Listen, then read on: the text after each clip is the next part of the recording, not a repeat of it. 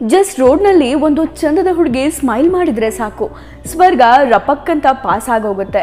ಅಂಥದ್ರಲ್ಲಿ ಅತಿ ಲೋಕ ಸುಂದರಿಯೇ ಬಂದು ನನಗೆ ನೀನಿಷ್ಟ ಅಂದ್ಬಿಟ್ರೆ ಹುಡುಗನ ಕತೆ ಏನೋ ಹಾರ್ಟೇ ಕೈಗೆ ಬಂದಿರುತ್ತೆ. ಆದರೆ ಇಲ್ಲಿ ನೀನು ಪ್ರಿನ್ಸಸ್ ಆದರೆ ಸೋ ವಾಟ್, ನನಗೆ ಆಲ್ರೆಡಿ ಹುಡುಗಿ ಇದ್ದಾಳೆ ಅಂತ ರಿಜೆಕ್ಟ್ ಮಾಡಿಬಿಟ್ಟಿದ್ದ ಹುಡುಗ.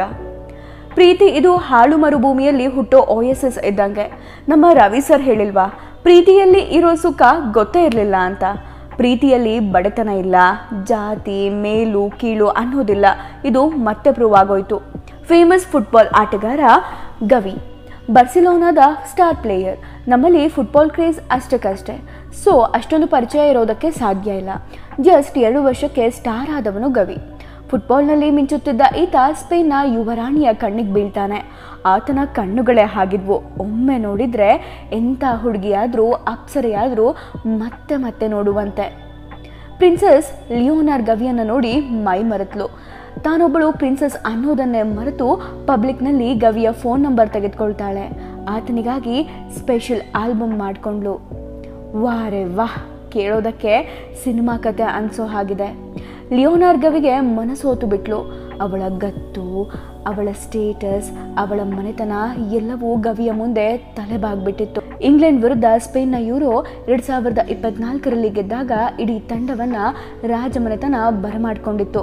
ಆಗ ಗವಿ ಮತ್ತು ರಾಜಕುಮಾರಿಯ ಒಂದು ಕ್ಷಣದ ವಿಡಿಯೋ ಇಂಟರ್ನೆಟ್ ಅಲ್ಲಿ ಬ್ಲಾಸ್ಟ್ ಮಾಡಿಬಿಟ್ಟಿತ್ತು. ಗವಿ ಮುಂದಿನ ಉತ್ತರಾಧಿಕಾರಿ ಅಂತಲೇ ಮಾತಾಡ್ಕೊಳ್ತಿದ್ರು. ಆಕೆಗೇನು ಕಡಿಮೆ ಆಗಿದೆ? ರಾಜಮನೆತನ, ಬೇಕಾದಷ್ಟು ಆಸ್ತಿ ಅಂತಸ್ತಿದೆ, ಎಷ್ಟು ನೋಡಿದ್ರೂ ಮುಗಿಯದ ಸೌಂದರ್ಯವಂತೆ. ರಿಜೆಕ್ಟ್ ಮಾಡೋದಕ್ಕೆ ಒಂದೇ ಒಂದು ಕಾರಣ ಕೂಡ ಇರಲಿಲ್ಲ. ಇನ್ನೇನು ಇಬ್ಬರು ಮದುವೆ ಆಗಿಬಿಡ್ತಾರೆ ಅಂತಲೇ ಅಂದ್ಕೊಂಡಿದ್ರು. ಆದರೆ ಒಂದಿನ ಪ್ರಿನ್ಸಸ್ಗೆ ಹಾಗೂ ಎಲ್ಲ ಅಭಿಮಾನಿಗಳಿಗೂ ಗವಿ ಸರ್ಪ್ರೈಸ್ ಕೊಟ್ಬಿಟ್ಟಿದ್ದ. ಎಲ್ಲರ ಮುಂದೆ ನಿಂತು ತನ್ನ ಗೆಳತಿಯನ್ನು ತಬ್ಬಿಕೊಂಡು ಇವಳೇ ನನ್ನಾಕೆ ಅಂದುಬಿಟ್ಟಿದ್ದ. ಆಕೆಯ ಹೆಸರು ಅನಾಪಲ ಯೋಸವಿಲ್ಲೆ. ನಿಜ ಹೇಳಬೇಕಂದ್ರೆ ಪ್ರಿನ್ಸಸ್ನಷ್ಟು ಸೌಂದರ್ಯವಂತೂ ಅಲ್ವೇ ಅಲ್ಲ. ಆದರೂ ಗವಿ ಆಕೆಯನ್ನು ಒಪ್ಕೊಂಡಿದ್ದ. ಆಕೆಯನ್ನೇ ನನ್ನಾಕೆ ಅಂತ ಜಗತ್ತಿನ ಮುಂದೆ ಹೇಳಿದ್ದ. ಯಾಕಂದರೆ ಆತ ಪ್ರೀತಿಸಿದ್ದು ಅವಳನ್ನೇ ಅಲ್ವಾ. ಆಸ್ತಿ, ಸ್ಟೇಟಸ್ ಯಾವುದು ಪ್ರೀತಿಯ ಮುಂದೆ ಲೆಕ್ಕಕ್ಕೆ ಬರೋದಿಲ್ಲ. ನೀನು ಪ್ರಿನ್ಸಸ್ ಆದರೆ ಸೋ ವಾಟ್ ಅನ್ನೋ ಹಾಗಿದೆ ಈ ಕತೆ.